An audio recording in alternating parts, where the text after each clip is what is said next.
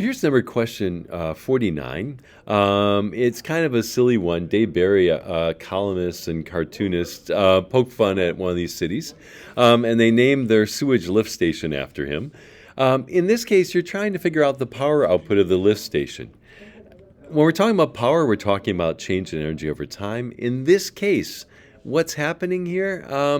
The waste apparently doesn't change velocity, but it is lifted a height of 5.49 meters. So what kind of energy is it gaining in this case? The answer is it's gaining gravitational potential energy, U sub g, or just in this case, mgh.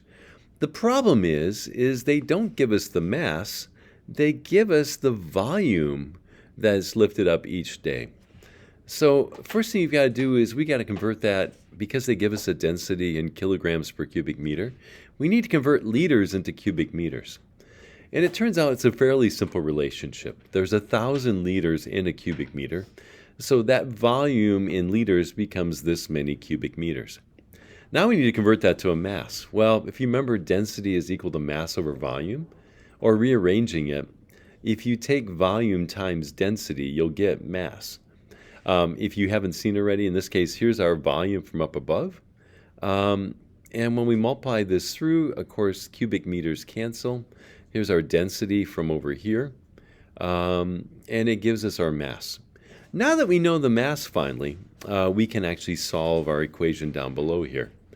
Plugging in our mass from up above, plugging in G, and then plugging in H. And then this number here, this is the amount that it lifts per day. 86,400 is the number of seconds in one day. Dividing that out gives us our answer. So the answer for A is the power gained by the output of the station is 1,240 watts. That's the amount of energy the sewage gains per second, or that many joules per second. Then there's the second part. If the motors are running actually consume this much electricity, find its efficiency. Now, efficiency is a little bit more interesting. Efficiency is defined as the power output divided by the power input. In this case, it's not so hard. What's the power output? Well, we just calculated that up here. What's the power input? Well, they give it to us right here.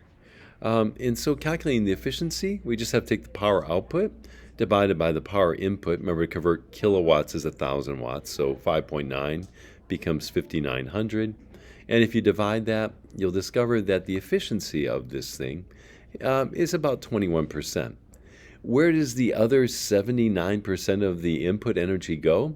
Into EDIS. Producing heat that warms up the sewage and warms up the pumps and the air around the system and the pipes, you name it. But still not bad efficiency. I hope this helps.